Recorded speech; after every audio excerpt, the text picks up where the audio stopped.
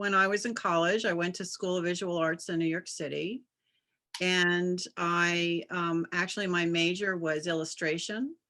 And once I graduated, um, I started to do some freelance illustration for different publications. And it was interesting work, but I felt kind of, I felt sort of locked in creatively because I was essentially making drawings that somebody else was sort of dictating that they wanted. And so I felt I wanted to explore my own creativity a little bit deeper and just went off onto a direction of doing more fine art based work. And so once in Philly, I went back to school and I started doing independent uh, consulting while I was here. And I actually started a number of programs in Philadelphia that are still running.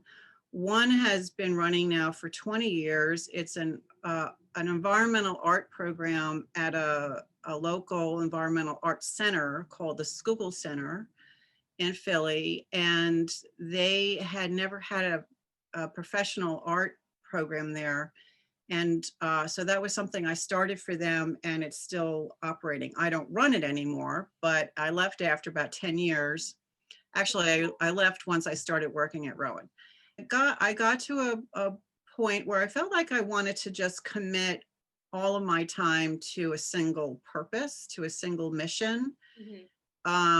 and for a single vision, which became the Rowan University Art Gallery. The Rowan University Art Gallery is a professional contemporary art gallery, Mhm. and we function as an extension of the classroom. So Okay. everything that we do is just to complement what all students are learning in the classrooms, because the exhibitions can touch on a variety of different themes and academic areas. So, for example, our current exhibition is an artist who uses a lot of technology.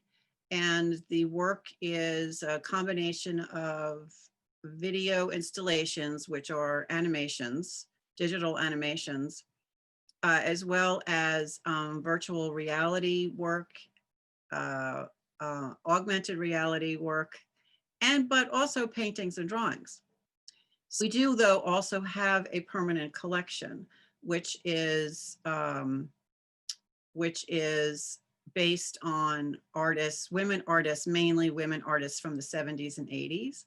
From a historical perspective, that's where we are able to, occasionally we're able to have exhibitions where we will pull out the permanent exhibition, and many times we try to do that around certain historical events, like during Women's History Month, for example. We'll do that. I encourage them to visit because I think that it is an opportunity for them to have an enriching experience, unusual, unique experience, and not something that happens to them on a day-to-day basis, Mhm. coming to the gallery to look at contemporary art. I think there's always something surprising Mhm. that comes out of that experience, and that can stay with somebody for a really long time. And you Mhm. never know when you're going to pull up that experience again at any point in your life, Yeah. when it can help you through any kind of challenge, whether it's a personal challenge, whether it's a professional one, or whether it's an academic one.